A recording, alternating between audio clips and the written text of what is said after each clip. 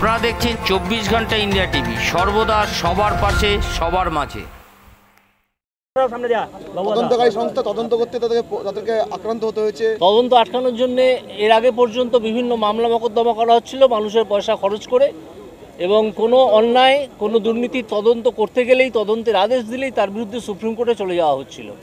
Supreme কোর্টে যাওয়ার অধিকার অবশ্যই আছে প্রতিটা মানুষের, প্রতিটা অথরিটির। কিন্তু কি করার জন্য যাওয়া হচ্ছে আমি তো আজকে জানতে চাইব যে মোট কত টাকা খরচ হলো এই তদন্ত আটকানোর জন্য। সুপ্রিম কোর্টে গিয়ে কত কোটি টাকা পশ্চিমবঙ্গ সরকার খরচা করলো। আপনি সকালবেলা রাজ্যপালের হস্তক্ষেপ চেয়েছেন। রাজ্যপালের হস্তক্ষেপ আমি চাইনি।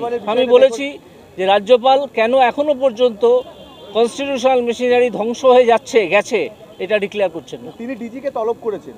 তিনি কাকে তলব করেছেন আমি জানি না। সকালবেলা একদম সেখানে কেন্দ্রীয় বাহিনী থাকা সত্ত্বেও সেখানে আক্রান্ত হতে হলো তদন্তকারী সংস্থা। কেন্দ্রীয় বাহিনী কতজন? কেউ যদি অর্গানাইজ হয়ে, কারা অর্গানাইজ হয়ে করেছিল সেই খবরটা আপনারা নিন। কারা করেছিল? যারা করেছিল তারা কারা?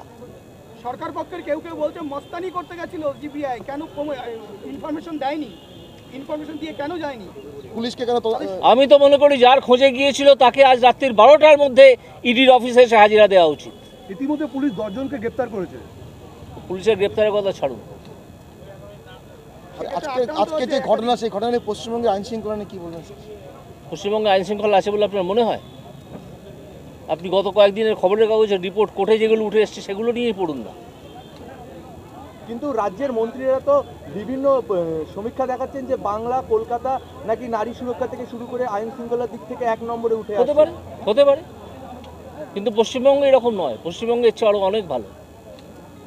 সেক্ষেত্রে এ রাজ্যে ইতিমধ্যে বিভিন্ন জায়গায় পোস্টারিং হচ্ছে বিকল্প রাজনীতি। তাহলে কি পশ্চিমবঙ্গে যে রাজনীতি দলগুলো আছে তাদের উপর ভরসা হারাচ্ছে মানুষ?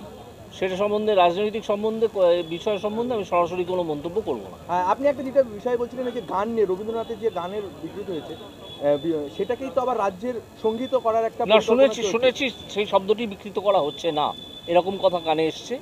এরপর দেখা যাক কি হয়। সেটাকে তো আবার রাজ্যেরও সঙ্গীত করা হচ্ছে, সেই বিষয়ে কি বলবেন? এই রাজ্যের সঙ্গীত করা হচ্ছে তাতে অসুবিধে গিয়ে, একটা রাজ্য যদি নিজের সঙ্গীত তৈরি করে বা সঙ্গীত হিসেবে কোনটাকে গ্রহণ করে তাতে তো অসুবিধার কিছু নেই, কিন্তু কথা পাল্টে দেওয়ায় অসুবিধে আছে। স্যার, একটা যেটা বিষয়, বছর 23 শেষ হয়ে 24 চলে এলো, চাকরি প্রার্থীরা রাস্তায় বসে তারা কিন্তু বারবার একটা কথা দেখুন, যে চাকরি প্রার্থীরা রাস্তায় বসে আছেন, আমি তাদের কাছে এর আগেও বলেছি যে রাস্তায় বসে থাকবেন কেন? আপনার যদি মনে করেন আপনার লিগ্যাল রাইট আছে, আপনি আদালতে আসুন। অনেকে তো এসে আদালতে এসে চাকরি নিয়ে গেছেন, আপনারা রাস্তায় বসে আছেন কেন?